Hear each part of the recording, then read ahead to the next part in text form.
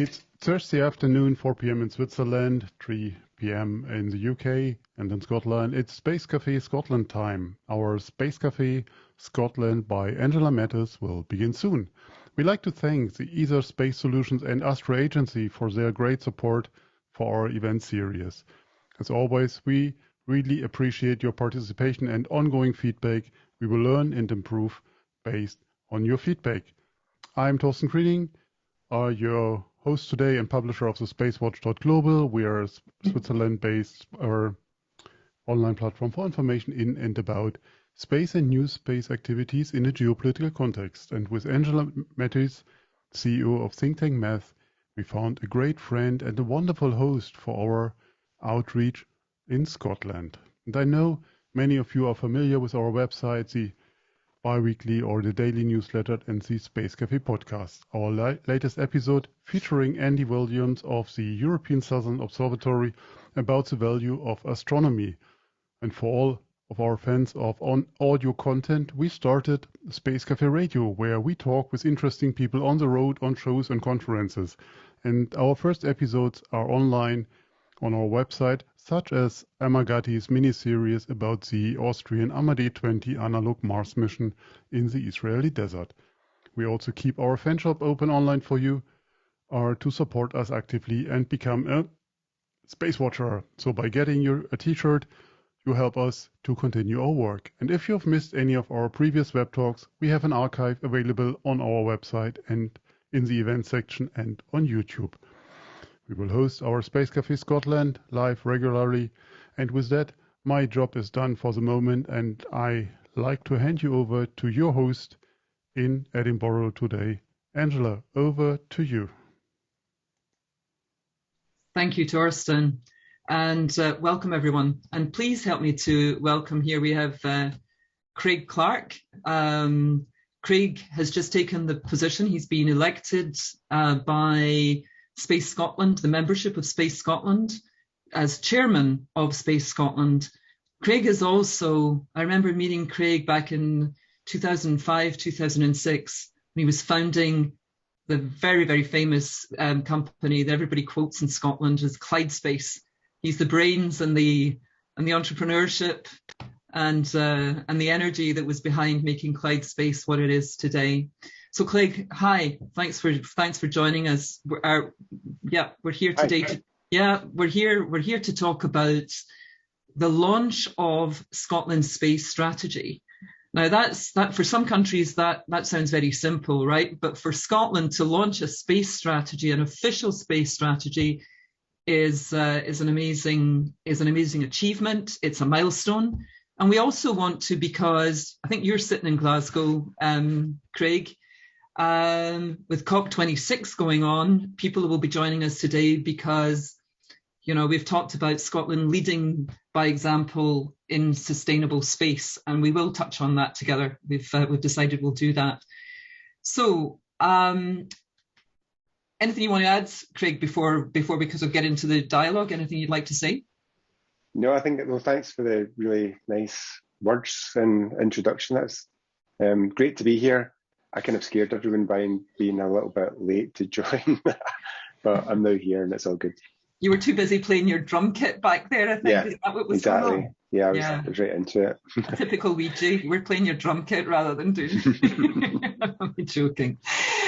Anyway, for those that don't know the parlance, a Ouija is a Glaswegian, and I am one too, although I seem to have emigrated to the east part of the country. Craig, so we wanted to keep this just really on a good, we don't want to be airs and graces about it because that would be ridiculous between us. One of the questions is it correct to say that Scotland's spaceports, the current spaceports, are the catalysts that are driving this current boom in Scotland's space economy? Is that a fair statement to make? Well, I mean, it's definitely interesting, and there's been a lot of focus from the sector in the UK on spaceports. It's definitely exciting, the prospect of having launches from Scotland, vertical launches, and I'm sure that I'm not the only person that can't wait to see, satellites being launched from Scotland, going up to the north of Scotland or Shetland, and like actually, being there having the chance to watch a launch. So definitely exciting. I think that's why there has been a lot of chat about spaceports and launching. It's a big part of the sector. But, the Scottish space sector has been growing rapidly since way before the spaceports were announced. And it's put the sector in Scotland on a very sure footing. And there's growth across the entire value chain in Scotland. So I think, if I think back to when Clyde Space was started in 2005, I mean, there was a lot of good work in universities and research into space. So Strathclyde, Glasgow, and Edinburgh, and Heriot-Watt, places like that. There was a spin out from Dundee called Star Dundee, which is looking at kind of interfaces for digital communications on board, working with ESA. And then there was small amount of work being done at Leonardo in Edinburgh on gyros. But that was it. There was no space sector. And actually, it's funny, when I used to work for Surrey Satellite Technology. That's where I started my career. And when I decided I was going to come back to Scotland, which was after about 10 years of working there, that was the point that I realised there was no space industry in Scotland. So I thought to myself, I want to move back to Scotland, but what is it I'm going to do? Because I've just spent 10 years learning how to design and build satellites, and I thought that, there's no jobs, and I really thought that, given that Scotland's got this kind of engineering heritage, where Scots, I mean, it's no kind of the fact that Scotty's on the Starship Enterprise, like back in the 60s, that's because, Scotland built 30% of all the ships in the world at one point, on the Clyde in Glasgow. So, there's this engineering heritage and this innovation that was coming out of Scotland, but no space industry. So I that's one of the reasons I kind of started Clyde Space. I thought, I've got all this knowledge now, and I'm going back to Scotland, so maybe, and actually, so we had a house in Surrey, and we're like, well, I'm going to sell that'll give us some money. So why don't we start a space company? So that's what we done. My wife and I decided to start a space company. And that was really was a decision process. So, and I think that, early days when we grew kind of reasonably quickly, started doing some work because the small satellite sector was starting to grow at that point. There was a need for subsystems within subsystems. And we started working on CubeSats. So it was very early. I think we were like one of the very first companies to ever even think of working on CubeSats. Mm-hmm. So it was early days, but I think since then there's been so many other companies springing up at different points in the value chain.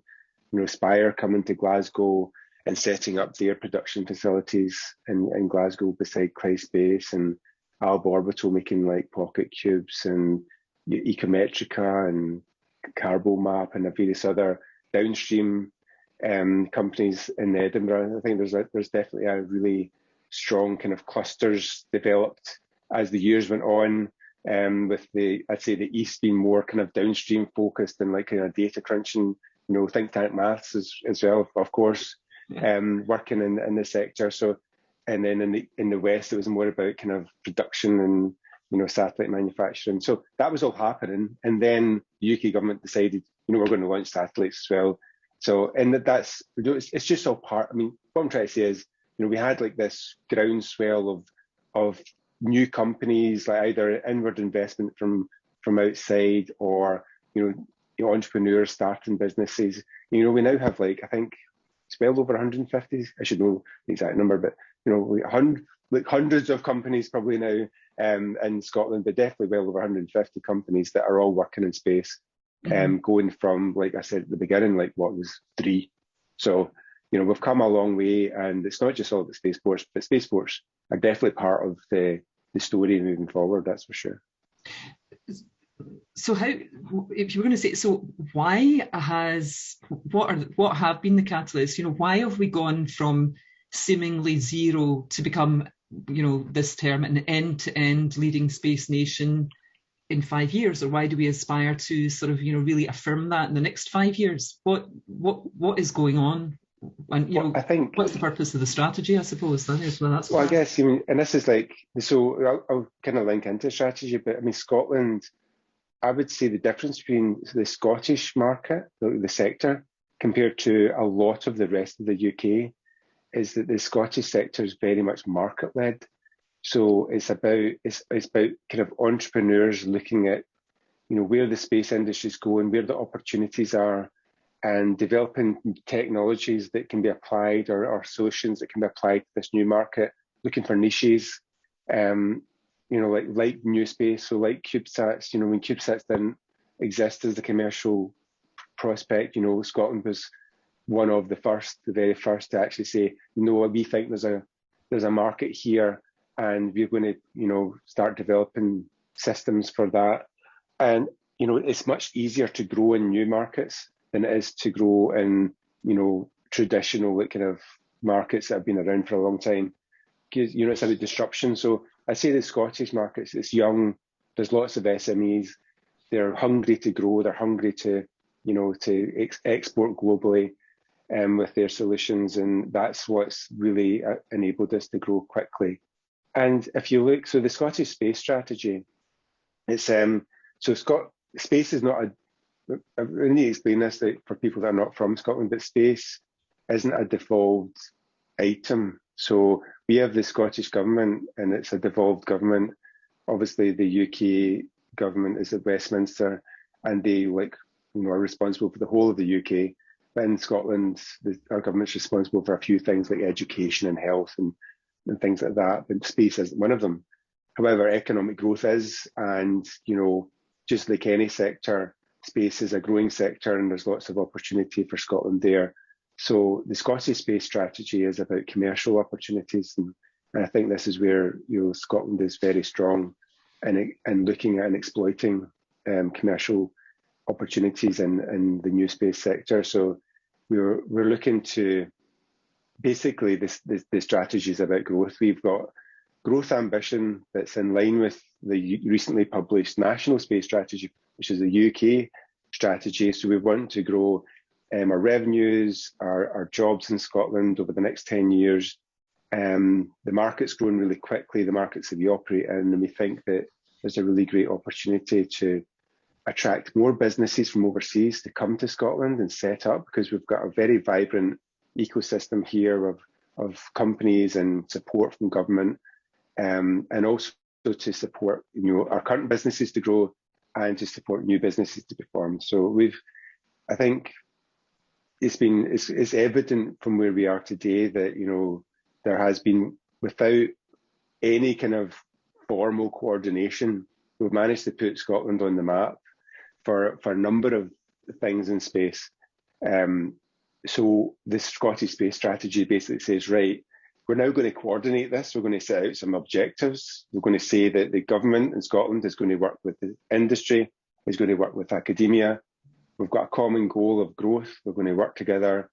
And Space Scotland, which is a voluntary entity, so people come along and join, and we all work together. So the goal of Space Scotland is work together to grow our sector. So it's not about individual companies, it's about the sector as a whole and supporting each other to grow. And I think that makes it a really exciting document to be released. I'm really excited about the fact that we've got this opportunity to work closely with government to grow our sector. I think that you hear a lot of talk in governments about supporting, but we really do have the Scottish government on our side with space.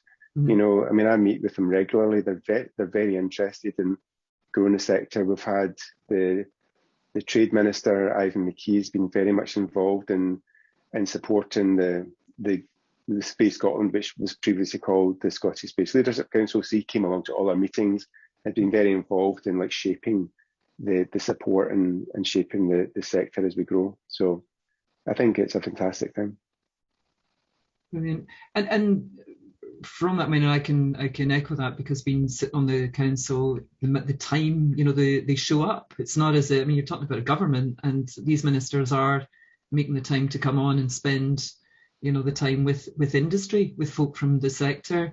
And I think that is the beauty of being a smaller nation and a much more accessible sort of connectivity. And in the strategy itself, I would encourage people, I don't know what page it is, forgive me for that, but there's a lovely Venn diagram of the three sectors, and I think that really sums it up. You're saying it's togetherness, and there has been. I mean, we've gone through together. I mean, I remember popping in and out. I mean, we were doing work for ESA since about 2008-9.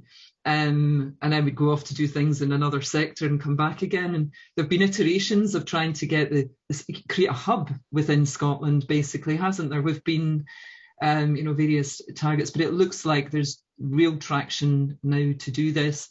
Yeah. What I would ask you is, what is missing? What is it? What do we still need in Scotland? What are the bits that are missing for us to achieve the forecast growth that we're anticipating in this strategy? Yeah, and that's a great question. So, like, for example, we've grown, I think, roughly 20% per year for the last few years. So, which is great. It's a really fantastic growth rate. But how we've managed that without any, we've had R&D investment and investment to support maybe job creation, but from government, but we haven't really had any infrastructure investment in Scotland to support the specific sort of niches that are growing quickly, that we think we grow even faster or continue to expand. So, and I've always been quite, I suppose, as a Scot and somebody based in Scotland and who's grown a business in Scotland, I've been quite jealous of the fact that we have like Harwell in Oxfordshire that has a lot of investment from UK government, lots of test facilities, clean rooms and office space and local support for businesses and for places for inward investment companies to land, from overseas, and they've got an office and they can just hit the ground running.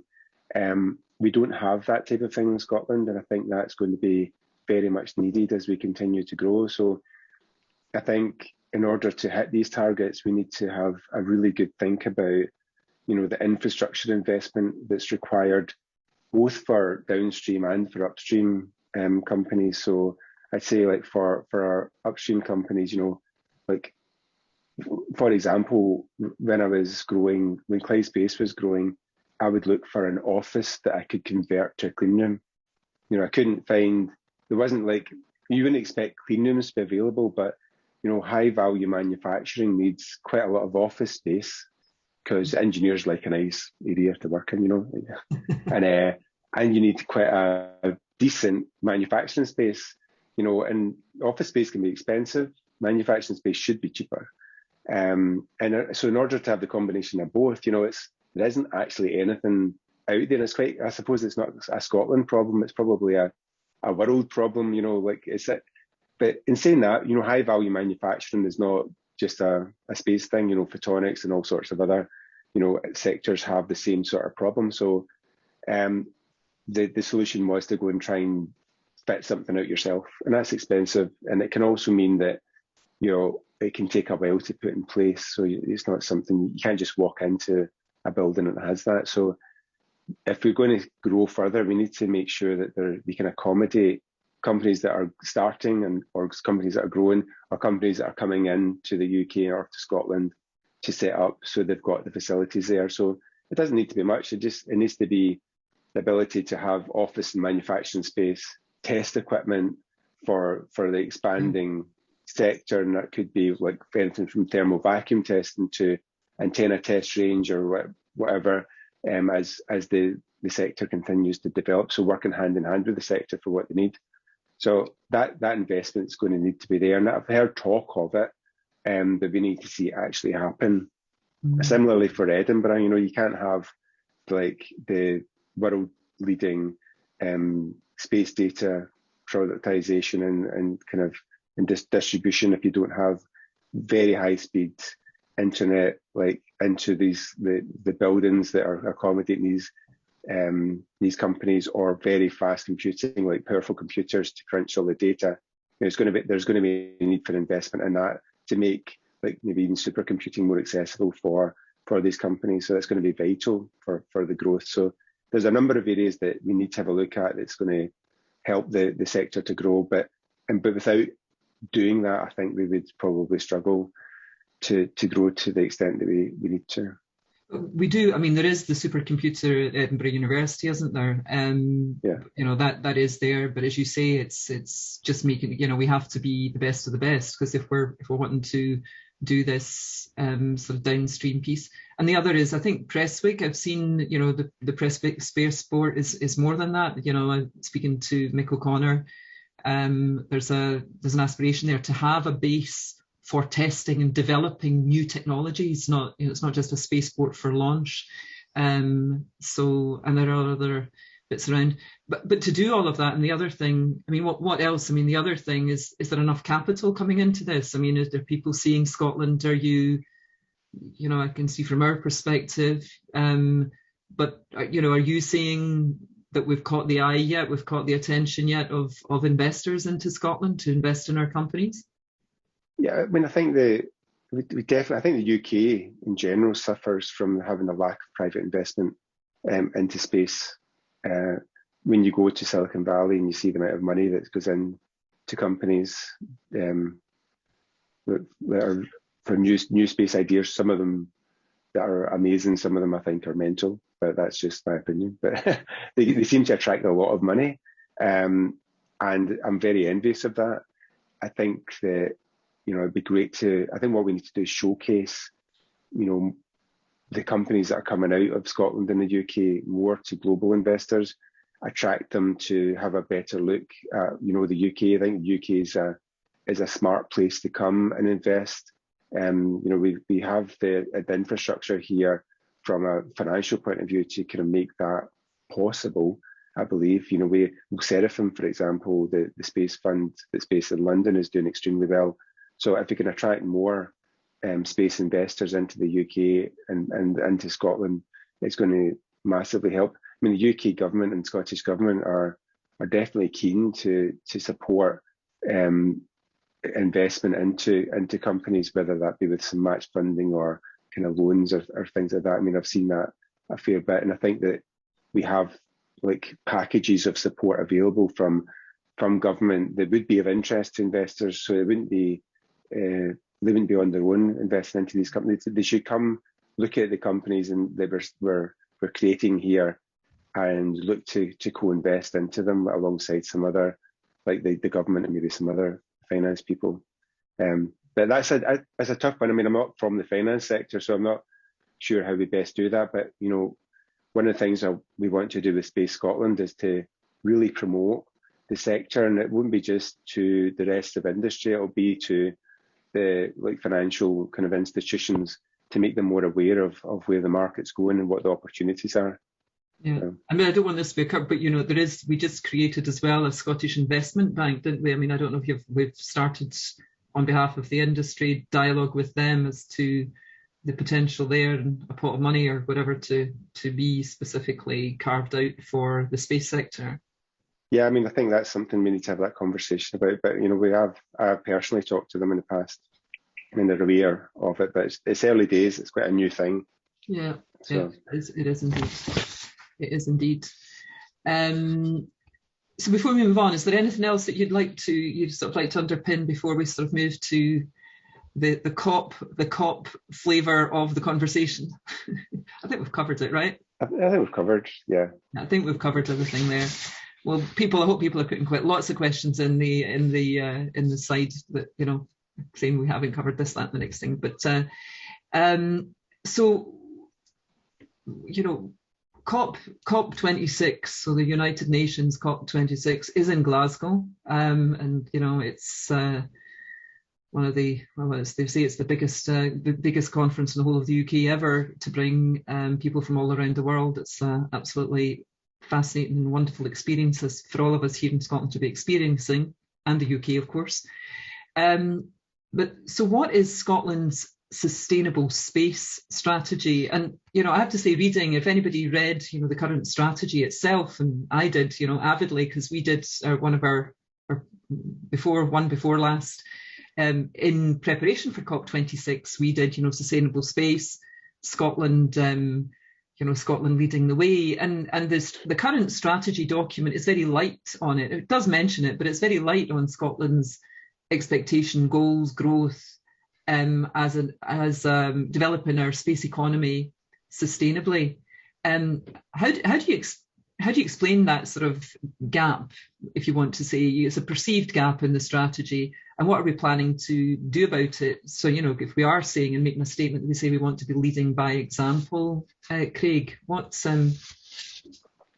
Yeah, I mean, there's, although it's maybe not mentioned as much in the strategy as maybe I think we would all like, I think it's because there's a lot of work going on into sustainability for space within Space Scotland and also within Scottish enterprise and the Scottish Government. So this is not something it's not forgotten, and it's not something that's not important. It's obviously very important, and so much so that we're actually actively working on what that actually means for the space sector. And I think that we are leading the way. So we've had workshops in sustainability that have been very successful, which I believe the First Minister even attended and spoke at as well. So the First Minister of Scotland. So it's definitely high up in the agenda for us, and we will be releasing a document based on what our approach is going to be. So there's various things that have been discussed. So, for example, there's an ESA Charter in sustainability that in Scotland we're wanting to take a bit further and have some sort of kind of space pledge to support sustainable space. And I think we definitely can lead the world in this area. It's super important that we do and that someone does. I mean, there's a lot of talk. Obviously, it's great that ESA are doing this with their charter. And there's, I think, Angela, you mentioned there was this other thing, this SSR, which is I'm trying to open my phone so I can read it. It's the Sustainable Space Rating. Sustainable Space Rating. So, I mean, there are activities out there that we'll definitely engage with. But, I've seen an abuse of the UN approach, the 25-year deorbit time. I've seen that, like myself, even in the last kind of decade or so, where companies are more focused on getting their satellite to orbit. And, at the end of the day, a deorbit estimation is based on an equation, and the equation has variables, and the variables are not all, can be more variable than they should be, I think is probably the best way of describing it. So we were manifested on a launch vehicle we demanifested from because we could only deorbit within 33 years. But all of the other similar size satellites on the same launch vehicle magically were 24.9 years or something like that. And that's definitely not a sustainable approach to space. And I think that's that's a small indication of just how the sector has abused, regulation. I have to say though, with that, the UK Space Agency is super all over this. They would never allow fudged figures to get passed and provide a license for a spacecraft if they didn't meet the rules. And I think I've got a lot of respect for the UK Space Agency for doing that. And the agency definitely leads the way in these areas. But we need to go a step further. It needs to be, I think, as a kind of sort of trade. Space Scotland's like a trade organisation. I don't think we're quite a trade organisation yet. We're kind of, because we're more of a voluntary collective. But we can go further and really look at what we do as companies and how we impact the environment on Earth and also in orbit. Look at ways to minimise orbital debris. Don't use, maybe it'll come down to things like don't use launch vehicles that are not eco-friendly. I mean, I think we can really push it far. We can force companies into better practices that we use. Let's not offshore the problem as well, by supporting launch vehicles that are actually damaging the environment. So I think there's a lot of things we need to discuss, we need to look at, and we need to start taking responsibility, and we can take a lead on that. And I think that's what we're wanting to do in Scotland. That'll be over the next kind of 6 months to a year. We'll really push forward our agenda on sustainability. I mean, some folks have said, it's if you wanted to launch without any regulation, there are places in the world you can go and do that. But you were saying actually there are a number of people are coming because they're actually coming here because to launch from British spaceports because they want to have that stamp of, particularly the Scottish spaceports, they want to have that stamp and they want to be doing it under the auspices of the UK. Can you elaborate a wee bit on that, Craig, from your experience? Yeah, I mean, I've seen the UK Space Agency taking a right bashing at times for having such tight restrictions. There have been changes needed to regulation in policy. For example, I mean, a lot of the early regulation was based upon a company wanting to launch one satellite into a specific orbit, whereas today's space sector is like, I want to launch 100 satellites into a constellation, and if the satellites themselves cost less than $100,000 but your license fee is like $10,000, it's a disproportionate cost relative to the cost of the mission itself. So there was some changes needed there, and then there was insurance issues as well. Mm-hmm. But given all of that, the UK Space Agency has definitely been there working with the sector to try and improve the way that they approach things, introducing traffic light systems for CubeSat launch, for instance. But it has attracted, even before the UK, for example, bought OneWeb. The OneWeb was a UK company because they were regulated in the UK through the UK Space Agency. So they wanted to be here because we have we have mature policy and regulation in the sector. We're often around the globe, people will look to the UK to say, like, we need to put in place some policy around space because we're developing a space sector, and they want to emulate the UK policy. So I think financially as well, there's financial houses and investors like to see that structure around the delivery of these new space missions. So they encourage companies to come to a country like the UK where they can get that surety. But there's definitely an issue with a bit of like kind of Wild Westing, where you could go to a country that doesn't really have a space sector and get a license for whatever it is you're trying to do. And I think that there is a danger of that. And again, it comes down to companies being responsible. I mean, that's not a responsible way of doing things. There is a reason for regulation, and the world needs to work together to have a common policy. And I hope that they do manage to do that.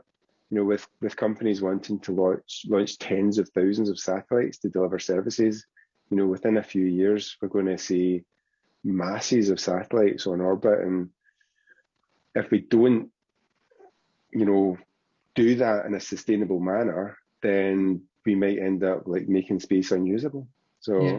Lock yourself in, basically. Lock yourself in. I mean, there's so to come back to sort of Scotland, we, as you said, you left Surrey Satellite, you came up here, and there wasn't, but you actually see that as a strength. You would say we're a very young, we're young, and in that youthfulness, we've got agility.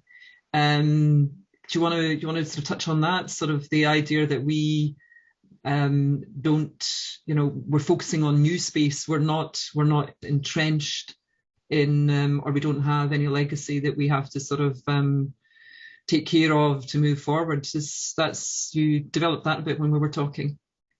Yeah, absolutely. I mean, I think that, it's interesting as a young company that's growing, and like, you see these market opportunities, and you're like, we need to do more.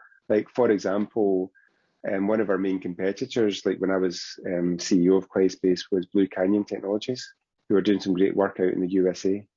I remember at one point they had 90 satellites on order from the US government. They were CubeSats, basically. We had 0. So there is this real disparity between government support in other countries compared to what we had in the UK. And I think a lot of, and this might be a bit, well, this is a bit controversial, but I'm going to say anyway.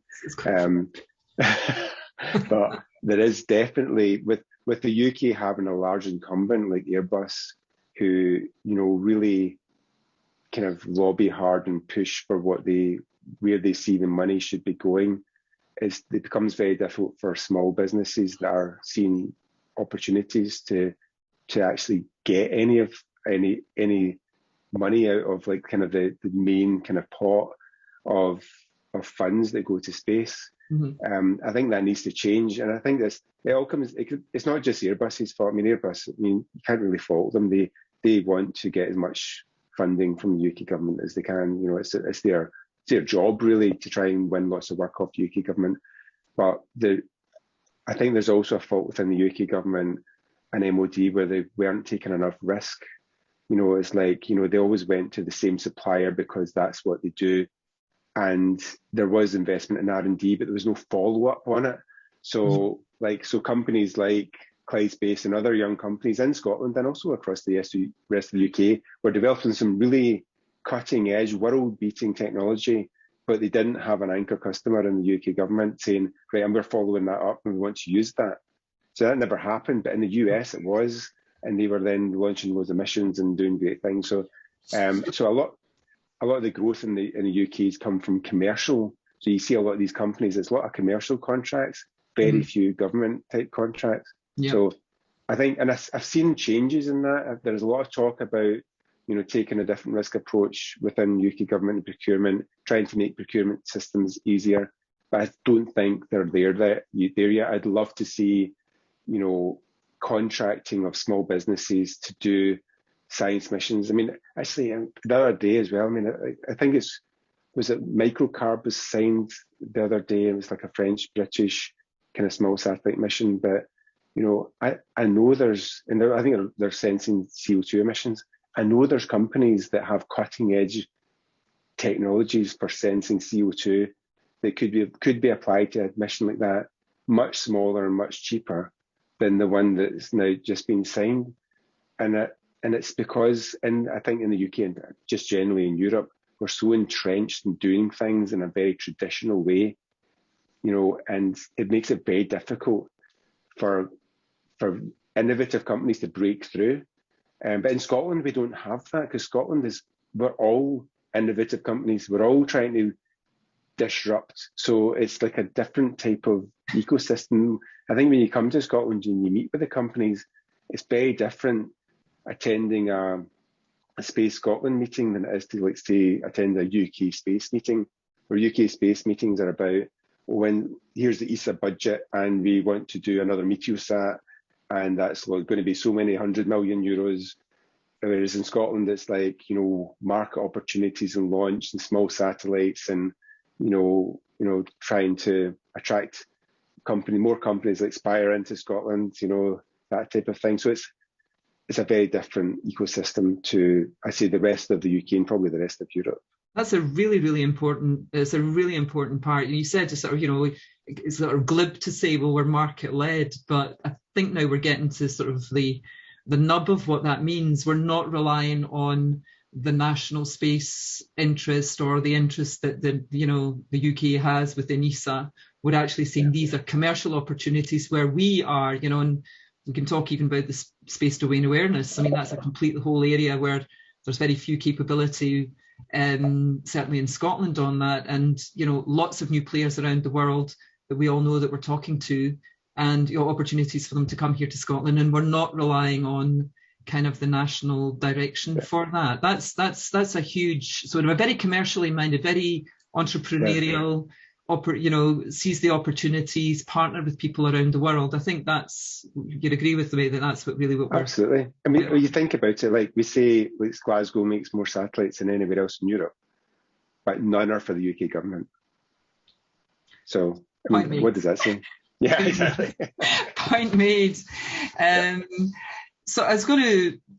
I mean, I think all of that is really good. I mean, the other is, I mean, there are companies to go back to the sustainable piece. I mean, Skyrora's doing. I want to give some people some mention and credit for the job they're doing. Skyrora doing some great stuff on sustainably, making sure that their launches, their rockets here are sustainable. We talked about, you know, there are areas, and I think that's something which is an opportunity, and we would love to work with folks, I imagine, around the world, is the materials that are used. You know, there's some early indicators that, if you certain substances or certain products that are in satellites, if they're burning off, then they could be impacting the ozone, and it's not proven science yet. But where do you see, is this something that Space Scotland is going to be keeping a watchful eye, trying to guide the industry? Can you help us? Because people are listening in for that COP26 sort of agenda of sustainable space, right? So, yeah. It's speculation, but what do you think? Yeah, I love that kind of work. I mean, it's something that needs to be looked at, obviously, but I think that just generally speaking, I mean, obviously I've worked in very small satellites for vast majority of my career in space. And I used to get asked questions about space debris, and I remember, I wouldn't say who or what company they're from, but somebody said to me that, I like CubeSats because space debris is becoming good business for us.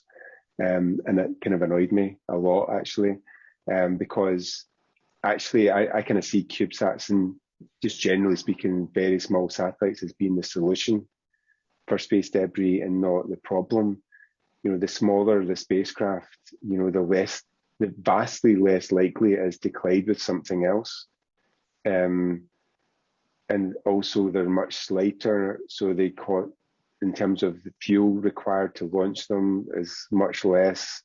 If they re-enter, there's much less material to burn up in the atmosphere, much less likely for anything to get through the atmosphere and then land on the ground.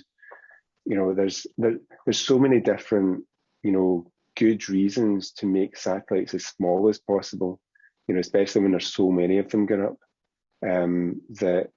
that makes them the obvious solution for me. I mean, obviously, you kind of change the laws of physics and all that, so there are missions that need to be big, but I think, only by taking advantage of the latest technologies and applying them to space and being more agile, with the use of space, we can start to kind of make sure that, we don't cause more problems later on, and, I think that, the satellites or maybe upper stages burning up in the atmosphere, and what does that do in terms of the release of plasmas and materials? What does that do to the atmosphere? Are we damaging it? It's like the less chance, parts per million, a CubeSat will cause less damage than an Envisat, by far. So we're going to say that we're going to keep a watchful eye, and I think what we're saying is, and we have heard, and I'm part of that discussion myself. We are going to be producing a sustainable space strategy, which is a part of the Scotland space strategy. It's in the making. Yeah. It's just we've been running at this whole thing sort of full pelt. We're using lots of colloquial words here, people, but it's get two Glaswegians together on a video call, you're going to get lots of colloquials.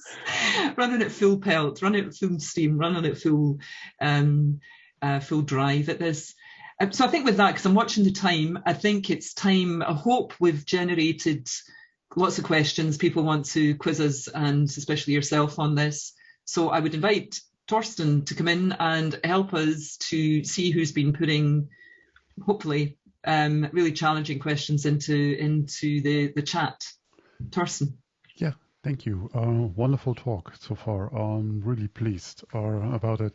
So we have a number of questions, and let's start with the easy one. Thank you, Mark, for sending your question over, and his was how to bring the old and new economies together. So coming when it comes to mining and infrastructure, for instance, and that's the easy one. Okay, it's an easy one. I think, it's very difficult for me to think about bringing old and new together because my brain doesn't really work like that. I think change. I actually remember talking. I mean, I've always kind of thought like this anyway. But Peter Platzer, the CEO of Spire, I used to have lunch with him often, and he used to talk to me quite a lot about exponential change.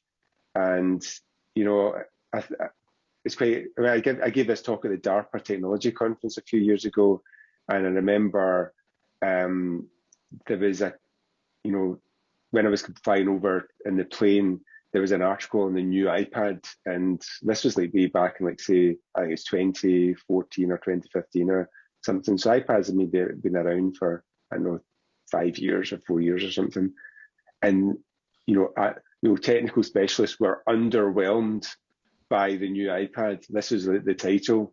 And I'm like, like, if you went back a decade from that point and produced an iPad, you would think you just stepped off an alien spaceship, And, we just get so used to technology and changes that you don't realize just how far we've come. We went back to the turn of the millennium, the way that we connect and the way that, we work and like have like these supercomputers in our pockets. Well, you just forget just how fast the pace of change is. And that's what I find very exciting about, the emerging markets like new space. We're just at the beginning. This is why I was going on so much about risk taking. We should be embracing new technologies, and using them as quickly as possible in order to, for various reasons, but to make the most of new approaches so that they don't have as big an impact on the environment, to make sure that our economies are world leading as well. If you don't adopt new technologies, especially within national infrastructure, then you're at the risk of falling behind. So it's about the pace of uptake. We're not quite there in the UK. I'm envious of the US because they were slow to start. But I mean, look at them now. Every conversation that anyone from NASA or DoD makes about space is small satellite this and small satellite that, because that's what the agenda is that isn't here in the UK. And also I'm envious of Australia, because they're kind of just starting out and they're like, oh, look, let's look at the market opportunities. Where can we start to have a space sector? It's going to be new space. So their entire focus is new space. So which I think is super exciting. So I'm envious of that. And I think that, there will be some sort of natural way that the old and new economies and systems will all start to work together. But we shouldn't be afraid of just disrupting the hell out of them, because that's how change happens and that's how we make the world a better place. And, mining, if somebody's talking about mining, just because our company goes across a whole spectrum, I mean, they're using some of the most incredible AI and automation in Australia, for example. There's hardly a human being working round the clock on things. And one of the wonderful things that also struck me about change is a wonderful image of, I think it's Oxford Street in London, and you can see sort of 1900, you see one car and everything else is horse and carts, and then you see 1910 and there's one horse and cart and there is nothing else but cars beyond, to the horizon. So, there are things that need to change because that's what we're doing. And I think the difference here is we want it responsible growth. And I think that's really the thing that many of us are conscious of. We want it responsible. We don't want people's privacy. We don't want people's we don't want to be using mad machines to sort of control, nor do we want to be using, as we say, technologies that are going to be just causing a problem for 10 years or 20 years or the next generations. And I think that's really what the whole COP26 is about and what the sustainable space agenda is about. But Thorsten. What I think, and I do understand where Mark is coming from, is, seeing here in Germany are also a new initiative coming up to build a small sat factory in Bavaria, which was just announced a moment ago. That sounds exciting without any doubt, but for whom, where's the market, and how to address outside the space bubble? Because we love to talk to other space people and are being excited. So we are super self-centric. And Mark's question comes, and that's why I said that's an easy one, how to talk to other industry sectors. Particular agriculture, it does work, but in the other sectors. Well, I think space observation is huge. Space observation, right? This is, the work of the observation data that's been taken is impacting peat. The regeneration of peat. It's impacting. You said agriculture. It's impacting where is water, how is water being used. the fact that we can actually observe the Earth from up there is touching just about any industry or any aspect of life on the planet that you can shake a stick at, right? I mean, it's not, so it does. I mean, in that particular area, I think you would say space does reach out and reach over. We can see shoals of fish. We can see all sorts of things which, as we, we're myopic to if we're stuck on the planet in our little square meter of land. And this is actually, I mean, this is a great point, Torsten. So, and it's something we've discussed a lot. So I've been in loads of meetings between industry and government where industry sits goes, and it's funny, I've just talking about this, but it's kind of, I'm going to contradict myself a bit. It says, why don't you buy a satellite from us? And the government will turn around and says, we don't want a satellite, we want the data. But there's this gap in the middle, which is like an entrepreneurial company that comes along and says, look, there's either we're going to generate this data and use that, productize it and sell it as a service to government or someone else, or the data exists from other companies, but they're going to then productize it and sell it. So a good friend of mine, Robin Sampson, has a company called Space, which is a Scottish company, and they've done a trade buying coffee beans from a plantation. I can't remember, I think it was in Brazil or Colombia or something like that. But it was all done using satellite imagery and kind of blockchain transaction. So there was no visible, nobody went to the plantation. It was done based on the quality of the crop, based on satellite imagery, all done on a platform on a computer. So that's just one example of how you can say, right, well, I can see the need for, if there are more companies like that who are innovative and creative in the way they're using satellite imagery and satellite services, to then demand more satellites that are going to create better data to get better services. And, it's this kind of self-fulfilling. So there will be a need for satellite factories, but there's this need for these companies in the middle that are coming up with innovative services that then governments can then utilize, because the governments are desperate for better ways of doing things, that are maybe cheaper or meet different requirements, whether it be sustainability or whatever. So they've got lots of different reasons to need the space sector, but we need more entrepreneurs working in the downstream part to drive the technologies from the upstream, well, the satellites and the sensors, and to support the growing data needs from the customer base. So I think we're seeing that. We're seeing more companies like that, but there's maybe not quite enough there. Maybe we're not quite there yet, and that's why I think we're still at an early stage in the market. We'll see changes over the next 10 to 20 years, and it'll become, more and more different companies like offering services. I think that will drive it. Any other questions, Torsten? Yes, absolutely. Yeah, and thank you very much, Catherine Courtney, for sending in your questions. So the first one, hey Greg, always great to hear your insights. So do you think the Scottish launch market will be able to support more than one spaceport? Are efforts being spread too thin across Scotland and the rest of the UK with so many competing spaceport proposals? Yeah, that's a great question. So, I think it's one way of looking at this is, so if you go to Cape Canaveral, and I know that the UK isn't Cape Canaveral, but if you go along and you wander, I've had the privilege of driving around it, and there's loads of launch pads, they've got them all in one place. So you could probably think of the UK as being like a Cape Canaveral, but over the entire country. So you'll have different launch pads that are suited for different launch vehicles, related to probably the launch provider. So whether it be Sky Aurora or Orbex or someone else. So I think that, that's their infrastructure. The infrastructure will be there to support them.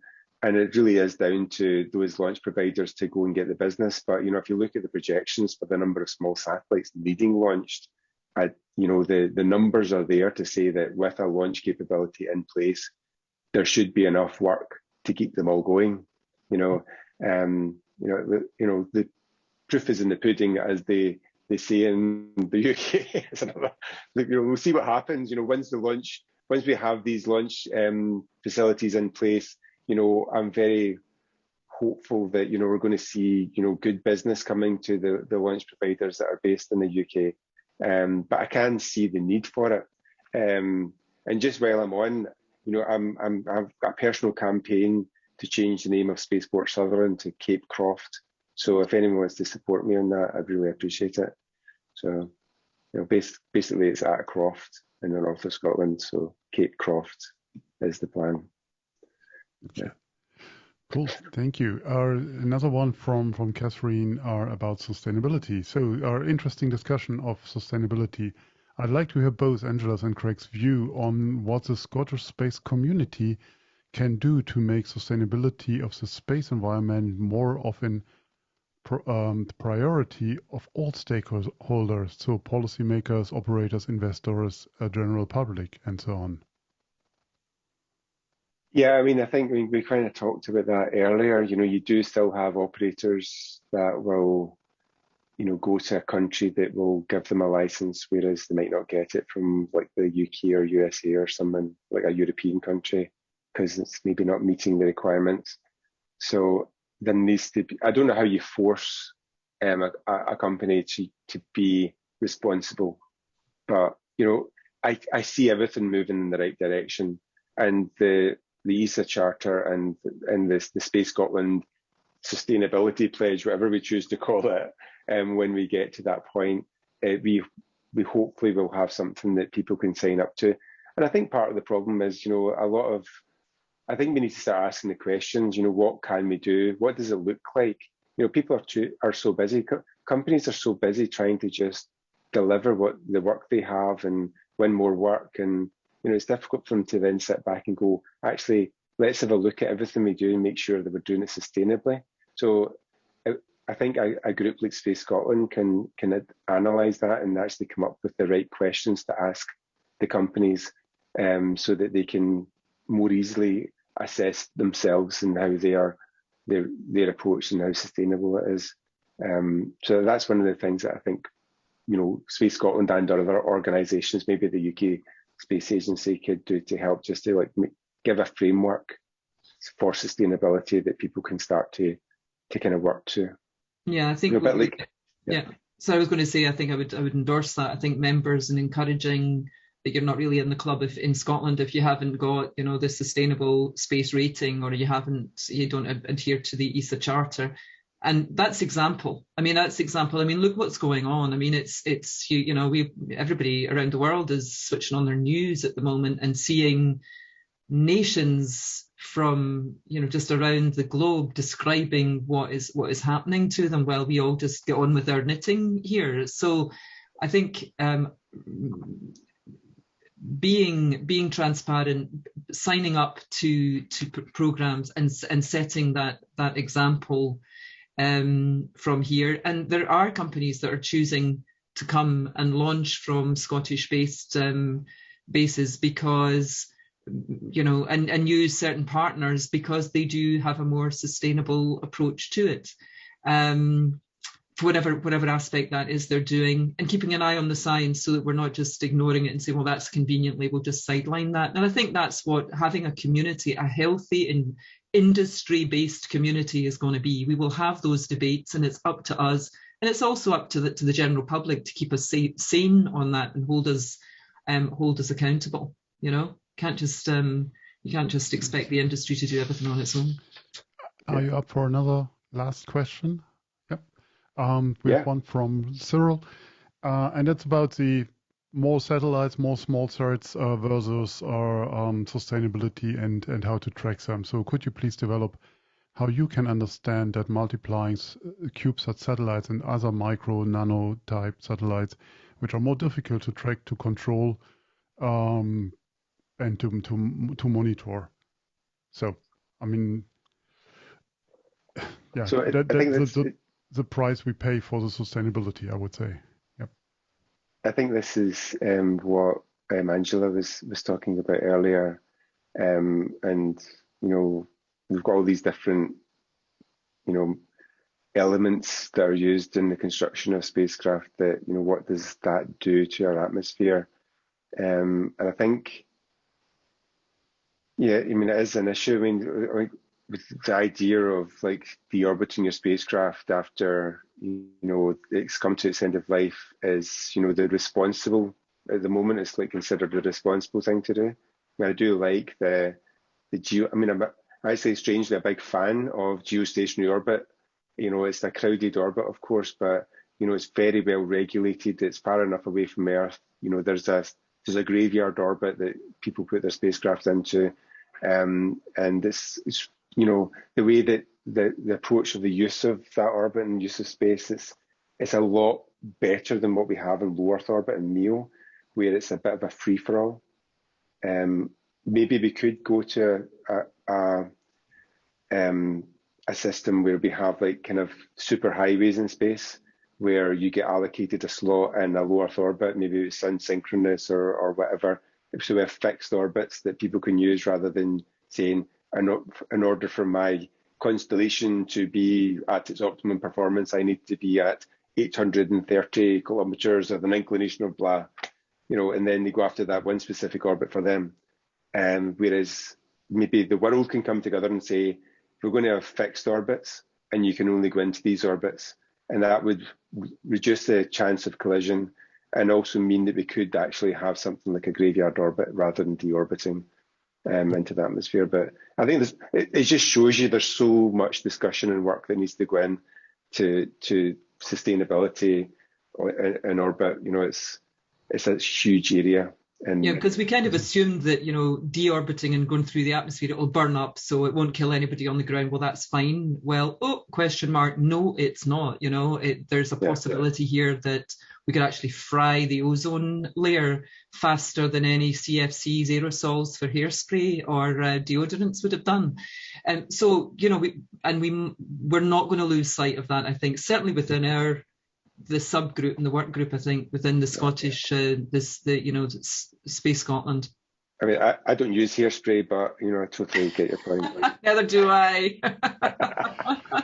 I would like to chime in here with the comment that Catherine made in the chat, and it was important to make sure the science community is inside the tent on the sustainability thinking. Industry won't have all the answers. There's still a lot of research questions to be addressed, what you just rightly mentioned.